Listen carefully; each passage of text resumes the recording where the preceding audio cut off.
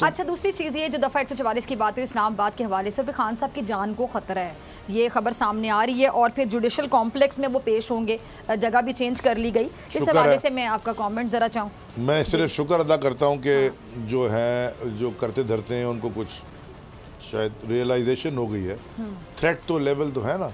ये भी एक सहाफ़ी के साथ मैं उस दिन था, जर्नलिस्ट के साथ, एंकर के साथ, उन्होंने कहा कि जी खान साहब गिरफ्तारी क्यों नहीं देते भाई? अरशद शरीफ ने क्यों नहीं गिरफ्तारी दी? साबिर शाकिर क्यों चला गया मुल्क छोड़ के बाहर? बाकी वो मोहित पीरजादा क्यों बाहर बैठा हुआ है? क्यों नहीं गिरफ्तारी दे रहा? मुझे बताएं। हमें पता है कि इन्होंने क्या करना है। ये मारने के लिए बैठे हुए हैं, ये एलिमिनेट करना चाहते हैं ताकि इनका रास्ता खुल जाए। ये क्यों हम दें गिरफ्तारी? और स्टेट, अच्छा जी रियासत के इदारे हैं और रियासत कह रही है कि आप आ जाएं तो सर झुका दें, तो फिर कश्मीरियों को बोलो ना हिंदुस्तान की रियासत के आगे सर झुका दें, फ़लस्तीनियों को बोलो इसराइल की रियासत के आगे सर झुका दें, अफगानियों को बोलते हैं अमेरिका की रियासत के आगे सर झुका दें। ये क्या बात हुई? जो रियासत आ गई जी वो ठीक हो गया।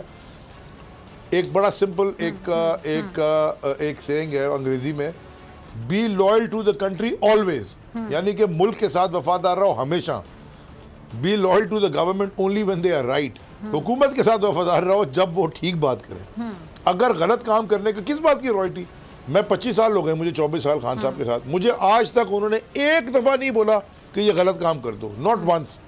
तो मुझे बताएं कि मेरा एक ज़मीर है, अगर मुझे मेरा प्राइम मिनिस्टर और मैं अगर फेडरल मिनिस्टर आके बोले कि यार अली ये गलत काम ये करना है, इससे उसका फ़ायदा हो जाएगा, ज़रा पैसे पूसे बन जाएंगे वो, तो मैं स्टेट का अगर वफादार हूँ, मुल्क का वफादार हूँ, मैं बोलूँगा सर जी ये काम मेरे से नहीं हो सकता, ये रहा मेरा इस्तीफ़ा, किसी और से करवा लें। ठीक, लेकिन मैं फिर एक्सपोज भी करूँगा। आज तक मुझे खान साहब ने एक चवन्नी का भी गलत काम नहीं बोला, और ये आज तक इन्होंने चवन्नी का सही काम नहीं बोला। ये बैठते ही आते चलो जी हाँ जी कमीशन बनाओ ये। और बाय द वे आप पंजाब वालों को तो पता कुछ नहीं है जो हमारे साथ सूबा सिंध में 15-16 साल से हो रहा है। मैं आपको ऑनेस्टली बता रहा हूँ, कोई आपको अंदाजा नहीं है। ये 50-60 दिन में पता चल गया ना, ये 15 साल से हम भुगत रहे हैं।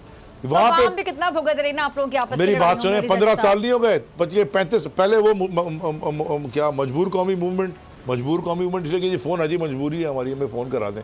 पता नहीं कौन से फ़ोन है, मैंने कहा भाई 202 एरिया कोड वाशिंगटन से करवाना है, +44 लंदन से कराना है, शायद उनका लीडर वहाँ बैठा है, +91 इंडिया से करवाना है क्योंकि वो हिंदुस्तान से भी उनके कोई कहते थे, उन्हीं के लोग के उनके लिंक्स हैं। किससे फ़ोन करवाना है? नहीं आप फ़ोन करवा दें।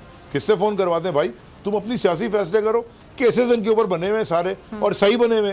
तो हमने तो इनको एक चांस दिया कि आप 5-6 सीटें जीते हैं, आप हमारे साथ आए, क्लीन करें अपने आप को। खान साहब ने इनको नफीस भी कहा ये जी वो फ़ोन करवा दें। ये कौन सी पॉलिटिक्स है? ये मुल्क पहले हमने उनको भुगता, बोरी बंद लाशें, ये नाले बंद कर देते थे गद्दे और तकिए डाल के पुराने, ताकि नाले बंद हो जाए, इलाकों में पानी भर जाए, गटर बंद कर देते लोगों के जो उनके खिलाफ वोट देते थे। उनको भुगतने के बाद अब वो उसी ने सफाई की जिसने बनाया था, माजरत के साथ उसी ने सफाई की MQM वाली जिसने बनाया था। आगे चलते हैं। नहीं डर गए आप? मैं पूछना चाहता हूँ ना जैदी साहब, आगे बहुत से सवाल हैं, मेरी बात सुन लेना, ये बड़ी जरूरी बात है। मैं बड़ी जरूरी बात करके आगे बढ़ जाता हूँ। एक लाइन जी, 2 लाइनें बल्कि। पहले तो ये अभी ये बैठा हुआ है जरदारी जो लूट मार कर रहा है। ये वाहिद सूबा है, सूबा सिंध, जहाँ लोग बच्चा भूख से मरता है, प्यास से मरता है, गंदे पानी से तो अलग मरता है, प्यासा भूखा आदमी मरता है सूबे में और मरते चला जा रहा है। किसी को फिक्र है? ये रियासत की जो बात करते हैं वो रियासत का हिस्सा नहीं है सूबा सिंध। और आखिरी बात मेरी, मुझे सिर्फ ये बता दें, मैं बड़ा आसान सवाल पूछ के जा रहा हूँ। ये जो बात करते हैं कि जी वो रॉ एजेंट है और रॉ फंडिंग है और ये थे और हिंदुस्तान जाते थे ट्रेनिंग लेने, ये सारा हमें पता था, हम कराची में पले बड़े हुए।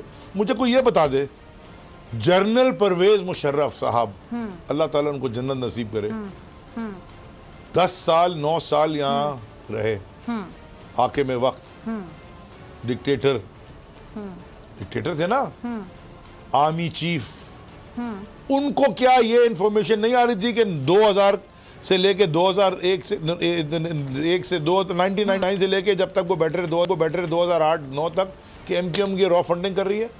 उनको नहीं पता था कि 150 पुलिस वाले मार दिए कराची में, जो ऑपरेशन वाले, नहीं पता था उनको? अगर उनको नहीं पता था तो I question the whole system, और उनको पता था चुप रहे, I again question the whole system. देखें, बेवकूफ़ ना बनाए कौम को, कौम बड़ी अकलमंद हो चुकी है। ज़ैदी साहब, ये जो इलेक्शन कमीशन के हवाले से आप लोग बात करते हैं, आपके